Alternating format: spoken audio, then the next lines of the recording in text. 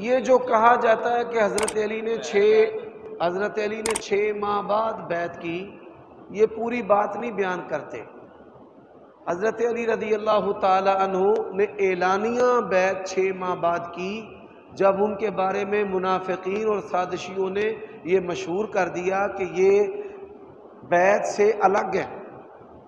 اور دیکھیں، ان سے سوال کریں، حضرت علی نے اگر ابو بکر کی بیعت نہیں کی تھی تو نمازیں کس کے پیچھے پڑھتے تھے؟ ذرا دیکھیں نا، نمازیں کس کے پیچھے پڑھتے تھے؟ ریاست کا سربراہ کس کو مانتے تھے؟ ایک آدمی زبانی طور پر ریاست کا سربراہ ابو بکر ان کو مانتا ہے تو بیعت والی بات تو رہتی نہیں۔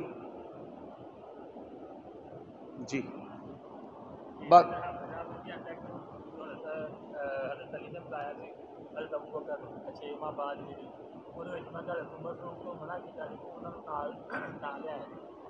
دیکھیں، ایک بات سمجھیں، سیاسی طور پر صحابہ کرام کی آراء مختلف تھی۔ مہاجرین کو امیر بنایا جائے یا قریشیوں کو امیر بنایا جائے، یہ دونوں کی رائے مختلف تھی۔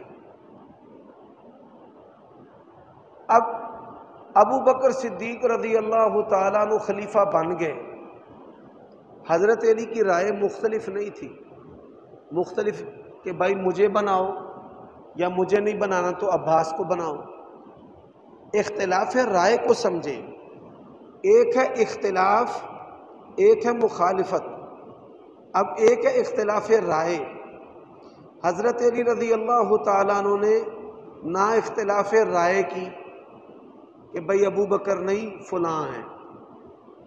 سب سے اہم سوال ہے، میں نے کئی دفعہ اہل تشیع سے بھی سوال کیا ہے کہ کیا حضرت ابو بکر خود خواہش مند تھے مجھے خلیفہ بناؤ؟ حضرت ابو بکر کا نام کس نے پیش کیا تھا؟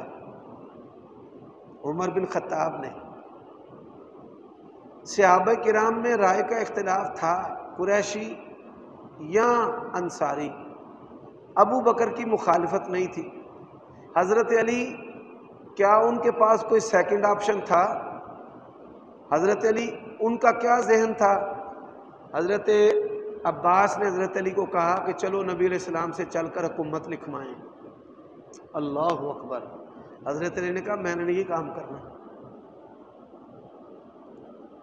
اگر حضرت علی اپنے آپ کو آپشن سمجھتے تھے، کتنی سادہ سی بات ہے، حضرت علی انجینئر محمد علی مرزا کے رد کے لیے یہی بات کافی ہے کہ حضرت علی ابو بکر سے اختلاف رائے کرنے والے تھے، مخالفت کرنے والے تھے، اپنے آپ کو آپشن سمجھتے تھے یا کوئی سیکنڈ آپشن سمجھتے تھے۔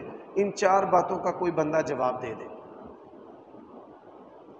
کہ حضرت ابو بکر کے خلیفہ بننے کی مخالفت کی، یا ان کے مقابلے میں کسی کا نام پیش کیا، یا ان کے مقابلے میں اپنا نام۔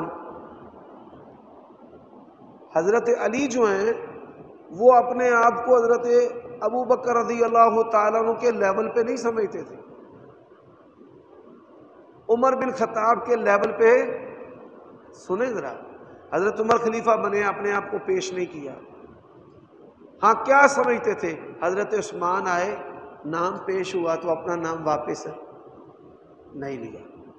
تو پہلی 2 ہستیوں کے ساتھ تو انہوں نے لیول ہی پلے نہیں کیا، نہ ابو بکر کے ساتھ، نہ عمر بن خطاب کے ساتھ، نہ کوئی سیکنڈ آپشن تھا، نہ کوئی فرسٹ خود آپشن تھے، نہ مخالفت تھی۔ منہ جھوٹ بولتے ہیں، حالات و واقعات تو نہیں جھوٹ بولتے۔ 6 ماہ یا جب تک 2 سال ابو بکر زندہ رہے، حضرت ابو بکر کے مقابلے میں کسی کا نام پیش کیا ہو، اپنے آپ کو پیش کیا ہو یا مخالفت کی ہو، حضرت عمر کے مقابلہ میں کسی کا نام پیش کیا ہو، اپنا نام پیش کیا ہو، مخالفت کی ہو، حضرت عثمان کے مقابلہ میں ان کا نام کسی نے پیش کیا ہے، کنہوں نے؟ عمر بن خطاب نے، خود نہیں پیش کیا۔ پھر حضرت عثمان کی مخالفت، عبد الرحمن بن عوف نے پوچھا کہ تمہیں بنا دوں یا ان کو بناؤں، کوئی اعتراض؟ جو لوگ خلافت کی بنیاد پہ کفر اسلام حق و باطل کی جنگ کرتے ہیں، حضرت علی کا یہ قول ڈیزی کٹر بمب کی حیثیت رکھتا ہے۔ حضرت علی نے کیا کہا؟ حضرت علی نے کہا ہاں ان کو بنا دیں، مجھے کوئی اعتراض نہیں۔ اگر یہ حق و باطل کفر اسلام کا مسئلہ تھا، مرزا کہتا نا اہل بیت کو حق نہیں ملا، حضرت علی کو اگر پہلا نمبر دیتے تو یہ حالات نہ پیدا ہوتے۔